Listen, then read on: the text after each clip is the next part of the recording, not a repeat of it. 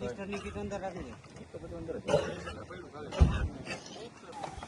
આ સાયકલ માર લેજો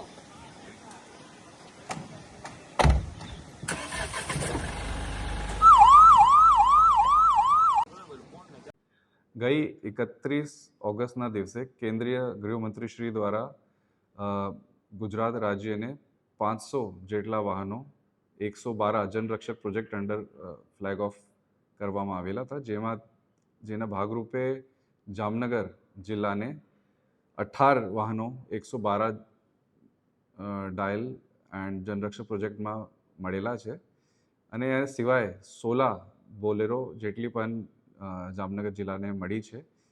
આ બધું વાહનોથી જામનગર જિલ્લાના રહેવાસીઓને સુરક્ષામાં સલામતીમાં ઘણો ફાયદો પડશે. પોલીસ સ્ટેશનની એફિશિયન્સી કાર્યક્ષમતામાં વધારો થશે અને આ ભવિષ્યમાં પણ લોકોની સલામતી માટે એક બહુ મહત્વપૂર્ણ કદમ સાબિત થશે. દરેક 112 જનરક્ષક પ્રોજેક્ટના જે વાહનો છે એમાં એક આઉટસોર્સના ડ્રાઈવર સાથે 2 પોલીસ સ્ટાફની ફાળવણી કરવામાં આવેલી છે.